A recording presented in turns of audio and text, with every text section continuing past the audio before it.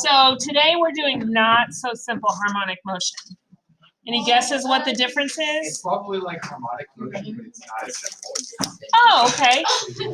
That's a pretty wild guess. That's really Not so simple just means that on the ones that we did last week when we did simple, we weren't translated any. So the center was right on the x-axis, and then we had a point on the x-axis where we started, so we didn't have to worry about any kind of translation. The not so simple just means we're going to have to translate it. So let's look at number 1 here. Suppose the length of time between consecutive high tides is approximately 12.5 hours. Okay, what were we just given right there? Time. Period. The time between consecutive high tides, they just gave us the period, right? So we know P equals 12.5. In Savannah, Georgia, high tide occurred at 3:30 a.m. on June 28, 1997, and low tide occurred at 9:45 a.m. The depth of the water at high tide was 13.2 feet, and at low tide, the depth was 2.2 feet. So we have our x-axis. I mean, we have a graph here, and we only have quadrant 1, really. We're not going to have to go into like specifics of making sure that we divide this up evenly. We basically have 2 points, right? On the left side, this is what? If we're talking about the y and the x, what's the x going to represent? Time. And what's the y-axis going to be? Yeah, the depth or the height, whatever. So on the left, what are the 2 depths that we're given? 2.2 and 13.2. I'm not going to try to divide this up to make it all pretty. We really just want to kind of get the information that we're given on here. And then our time, we are told what? Well, that's the period. But yeah, 3:30 we had a high tide, right? So I'm going to put my like 3:30 here. But I can't do 3:30. I need it to be a decimal. So what would that 30 minutes be as a decimal? 3.5. Right? At 3.5, we had a high tide up here at 13.2. And then if we move over some, at 9:45, we had a low tide. So I'm going to put my 9:45 here. What's my 9:45 going to be as a decimal? 9.75. Now, because it is harmonic motion, we know it's going to kind of look like this. And then if, it'll continue out here to the side. Yes.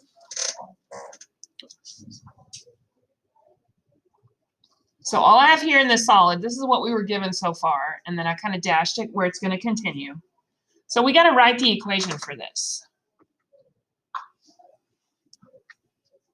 So we need A and B and H and K, right?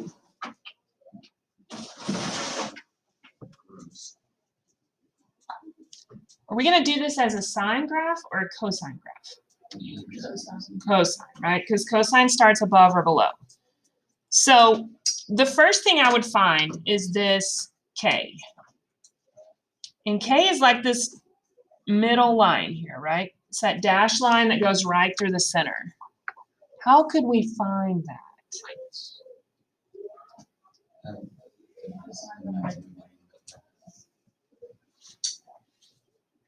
What are we doing with these two? Subtract each other. So how, if you subtract and divide by 2, what's that going to give us? And then you add this. Okay. So if we do it the way that you're saying it, we're actually finding the amplitude first, which is fine. So the amplitude, you're doing 13.2 minus 2.2 and dividing by 2, right? Because that's saying these two are how many apart, and then we're just going to divide it by 2, and that would be halfway between. What'd you get for that? 5.5. Now that's not That's not this middle dashed line. That's the distance from here to the line or from the line down. That's 5.5. So how could we find what this middle, which is K? Add that to the 2.2.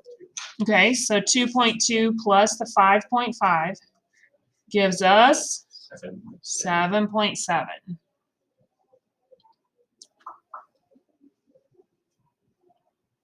Okay, so how do we find B?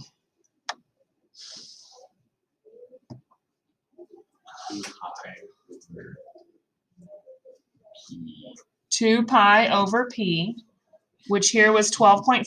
Now I want to talk about this because some of you left it like that on that paper that we turned in yesterday. You can't leave a decimal in a fraction, right? You don't have anything in your ear, do you? Anybody back at that table? Maybe I'm just seeing stuff. Okay. Guys, we can't leave this as 12.5. So if I change this to 125 in the denominator, I move the decimal over once. I have to move the decimal over once here. So we get 20 pi, and then just reduce it. What goes into both 20 and 125? 5, so we get 4 pi over 25.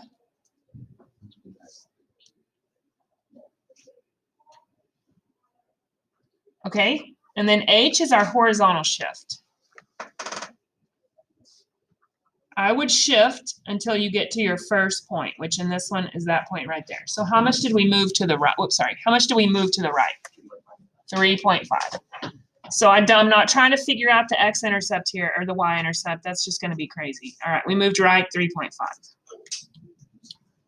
Okay, now can we write our equation? So are we going to say A is positive or negative here? Positive. If we're doing cosine, if we start above the line, it's positive. It's not which direction it's going, it's where it starts. So if cosine is, if A is positive, that means you're starting above the dashed line, which is what we're doing here. If we started here at the bottom, then we would be doing the negative. So cosine, it matters where you start. The negative or positive tells you if you start above or below.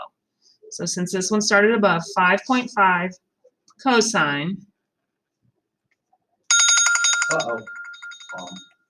Today is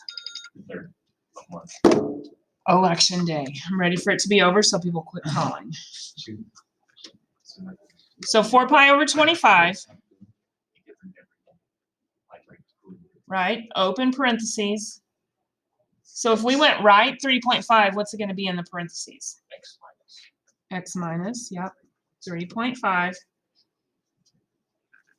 And then out here?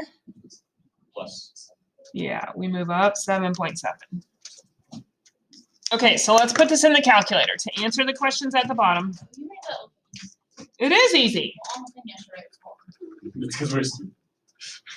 No, you're not stupid. You're just not as intelligent as she wants. All right, 5.5 cosine. Okay, remember, cosine, it's automatically going to open a set of parentheses. So that means right here I have a set of parentheses. So make sure at the end you're going to have to close. So we'll put our 4 pi over 25. 4 pi over 25. And then open a new set of parentheses for this x minus 3.5. And then plus 7.7. So close after the 3.5. So we kind of want our window to match this a little bit.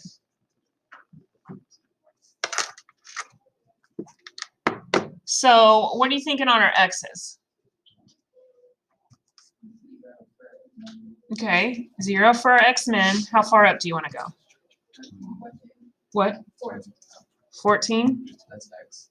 15? 20. Well, okay, look. That we're doing this, right? Yes, we're done here. But if you pay attention to the answer, the question down here is asking us for 11 p.m.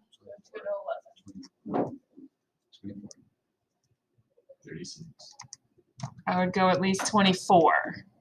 Because 24 hours in a day. Huh? Isn't it like a few minutes? Oh, 11 p.m. It's like the day's like a few minutes short of 24 hours. No, a day is 24 hours. Like an actual day. That's starting at It's 0. 24 hours. It's I was like, joking a okay, little. so it's like 23.56. It's a really close number, 24, but people have to be super specific about it. You can't just say it's 24 hours. It's 23.987. So which hour are we taking a minute off of? Probably the 12th. I don't know. I don't really know. I don't know what y'all are talking about. Sorry. Okay, so what about our Y min? 0 to, how high do you want to go up? 13.3? Fine. Okay, so if we look at our graph,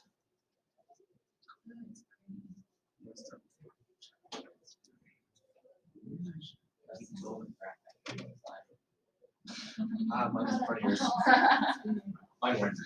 okay, so there's our graph. It says, when did the next high tide occur? We could do this one two ways. We can use a calculator. Oh, we can guess. We're not guessing. Guessing is not one of the ways. Estimated, yes. Let's let everybody else kind of think about this. You did this lesson days ago. 16 hours. 16.0. How'd you do that? I got 60. I found the maximum. Okay, perfect. So we could find this. This is the next high tide, right? So if you go second trace, number 4 is the maximum, right? Second trace maximum. Remember, if you want a maximum, you got to be on either side of it. It says left bound, so I want to move the cursor to the left side of that maximum. Move it to the right side of the maximum. And then do we want to guess what it is? No. Then just hit enter again. Now mine says 15.999998. So I'm at 16. Exactly. Okay, so what are we going with? 16.000. 16 hours. All right, 16 hours, which is, what'd you say, Maddie? 4 p.m. It's also 16. If we were in military time, yes. If we were 24 hours, going to go long. Okay, so then D says, what was the water level at 11 p.m. on that day? So how could we find out what the water level was at 11? Y equals 4x. I clicked table. What'd you look at in the table? The x value. But which x value? 23. 23. So x equals 23 here, right? Because it's 11 p.m. So you could look at the table, like Caitlin said, or you can go to just press trace and type in 23. 2.5. Well, I would follow what they did. Notice that theirs were 1 decimal place, so let's just follow with their lead. So 2.6, and that's feet, right?